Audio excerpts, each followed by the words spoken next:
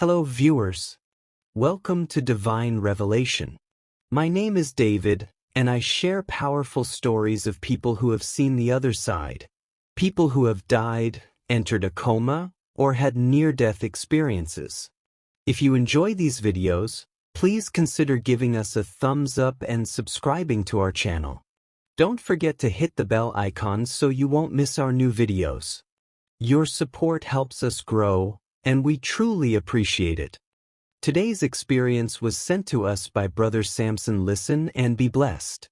My name is Jesse Samson. I was always a priest who believed in the rituals. From the moment I first stood at the altar, I was struck by the solemn beauty of it all. The incense, the prayers, the Eucharist. These were sacred moments, where the divine touched the earth. My life was built on those rituals, and I devoted myself to them with everything I had. It wasn't just about going through the motions for me. Each prayer, each movement was a way of drawing closer to God. I performed the Mass with reverence, reciting the words of the liturgy as they had been passed down for centuries. I consecrated the bread and wine, truly believing that Christ was present in those simple elements. I spent hours preparing my homilies, making sure that each word was crafted carefully to lead my congregation to a deeper understanding of God's love. I offered the sacrament of reconciliation, listening to the confessions of my parishioners, offering forgiveness in Christ's name. I anointed the sick, visited the elderly, and performed baptisms, weddings, and funerals, always striving to be a visible sign of Christ's presence in their lives. My voice became known and respected even among my fellow priests. I was the one they turned to when they needed advice or guidance. My authority was quiet but firm. I never sought to make a name for myself. My only desire was to serve. People in the parish trusted me, and that was enough. They knew I was a man of faith, a man who believed in the importance of tradition, the importance of the rituals that defined our faith. I followed them all, sometimes almost mechanically, but with deep conviction nonetheless. But one night, after a particularly exhausting Sunday service, my world changed. I was driving home, exhausted but content. The church had been full, and the service had gone smoothly, everything as it should be. I'd gone through all the rituals perfectly. I had celebrated the Mass, heard confessions, and led the people in prayers. Everything had been according to the book. I was tired, yes, but happy, thinking about the way the community had gathered, how the prayers had echoed in that sacred space. Then, as I drove through the quiet streets, I felt a sharp pain in my arm. I hadn't even seen the man, hadn't even known there was danger. But suddenly, a gunshot rang out, and a searing pain shot through my arm. Blood began to pour from the wound, and my vision blurred. I struggled to keep control of the car as my body went into shock, but I was losing too much blood. The car veered off the road, crashing into a building with a sickening crunch. I couldn't move. I couldn't feel my legs. The world around me went dark, and I thought, this is it. I thought I was dying. I don't know how long I was there, floating above it all. Time didn't seem to exist in the way I knew it anymore. I wasn't aware of the seconds, or the minutes, or anything at all. I was just outside of it, looking down. The scene below was chaos, frantic hands trying to revive me, to bring me back. But all I could do was watch. I was still in the car, or at least my body was. But I wasn't there. Not really. It was like I had somehow stepped outside of myself. I could see the blood soaking into the seat, the frantic people around me, and yet it was as if I were watching a movie, a story that wasn't mine to feel. I couldn't feel the pain, the crushing, bone-deep pain of what was happening to my body. I couldn't feel the fear or the confusion of the people trying to help me. I was just detached, unmoved, floating above it all. A force and a presence enveloped me. I didn't know who or what at first, but there was no mistaking the presence of that figure, glowing in light. The angel's wings were unlike anything I'd ever imagined, gleaming with an otherworldly brilliance, shimmering like something straight out of a vision or a dream. Is an angel but didn't speak, not a single word. But I understood what was happening even without the angel saying anything. I understood I was being taken somewhere. I wasn't sure where, but it wasn't like anything I'd known. It wasn't like anything I'd been taught to expect. We moved together, through nothingness at first, and then there was a place. A place of darkness, of fire. The kind of fire that doesn't burn clean, but instead consumes, twists, and tears. It was hot, unbearable even in the distance. I couldn't feel heat anymore, but I knew it. I knew the pain that existed there, the suffering that filled the place. In that realm everything lays bare, and one can receive understanding he needs without verbal communication. There were souls, so many souls. Hundreds, thousands, maybe more. Some of them were twisted, some were contorted, others were just lost. Some of their faces were familiar. I saw faces I recognized from my life, people who had crossed my path, some who I had known in passing, some who I had loved. But what struck me the most was the face I saw among them, my father. I had always looked up to him as a child, as a man. I followed in his footsteps, went into the priesthood like he did. He was my guide, my teacher, my example.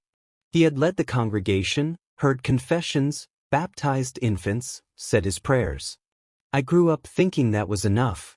I grew up believing that if I did all the right things, said all the right prayers, I would be okay. That's what I'd been taught. That's what I had taught others. But there, in that place, in the fire and the darkness, my father stood among the souls. His face was twisted with agony, his eyes wide with fear and regret. He was just like the others, consumed with the suffering of this place. I had never seen him like that, not once in my life. He was always the calm, strong presence, the man who had all the answers. But now, in that place, I saw the truth that had always been hidden from me. My father had never really known Christ. Not the way he needed to. He had followed the rules, performed the rituals, but somewhere along the way he had missed the heart of it all. The connection, the love, the relationship. He had been consumed with the obligations, the duties of the priesthood, and never once had he looked deeper, past the rituals, to the one thing that mattered. And in that moment, as I stood, as I floated, there watching my father writhing in torment, I realized something that made my stomach churn. I hadn't really known him either. Not like I should have. I had done everything right, hadn't I? I had been a priest. I had done the rituals. I had prayed. But I had missed something too. I had let myself get lost in the performance of the faith instead of the relationship with the one I was supposed to serve. I had never really opened myself up to him. In that dark, fiery place, I understood that all of the rules, the rituals, the prayers, they were nothing if they weren't backed by something real. Something personal. The love of Christ wasn't something you could fake. You couldn't just check off the boxes and expect to be saved. There was more to it than that. So much more. I had been blind to it all, just like my father had. And I couldn't help but wonder, had I been living my life in the same way he had? Had I been so caught up in doing what I was supposed to do that I missed the whole point of it? Had I been fooling myself the entire time? The angel didn't say anything, but somehow I understood that this wasn't the end. That there was still time. Still a chance. But I couldn't shake the weight of the realization. I had been given this life, this faith, this opportunity, and I had treated it like a checklist instead of a living, breathing relationship. And as I stood there looking at my father, looking at myself, I wondered if it was too late. Would I ever find my way back? Or had I too missed my chance? I had spent my whole life performing the rituals, believing that they alone were enough. But I hadn't known the Holy Spirit. I hadn't known the depths of Christ's love. I had focused so much on the outward practices that I had neglected the most important thing of all: intimacy with God. The rituals were good, but they weren't enough. They didn't save souls unless they were rooted in a personal relationship with Jesus. As I stood there in the darkness, the presence of Christ filled the space. Jesus was there, radiant, full of compassion. He didn't speak a word, but I understood everything. He wasn't angry. He wasn't disappointed. But he showed me, with a glance, the deep and overwhelming love he had for humanity. His heart was full of compassion for every soul, even those who were lost, even those who had missed the point of the faith. I understood now. The church was not just about rituals and ceremonies. It was about pointing people to Jesus. It was about helping people build a real relationship with God, not just coming to church on Sundays or saying the right prayers. The rituals were meant to draw us closer to Him, but they could never replace the personal relationship we needed to have with Christ. As I stood there, watching Jesus in His love and compassion, He began to fade. The angel beside me gave a gentle motion, and I felt myself being pulled, as though I was being shifted between realms. I felt a tug, pulling me back into my physical body, back into the car. The next thing I knew, I was there again. My body slumped in the accident scene, blood still pooling beneath me. The paramedics were still working, still trying to revive me, for exactly 19 minutes 6 seconds. Before I responded according to them, I could hear their voices as though from a distance. They were trying their best, but I knew deep down that I was already in a different place. I was already changed. I was no longer just a priest who performed rituals. I was someone who had seen the truth. A priest's job is not just to grow the church, to build a congregation, or to fill pews. A priest's job is to lead people into a personal relationship with Jesus Christ. That is what truly matters. As the darkness crept back over me, I felt peace. I had seen the truth.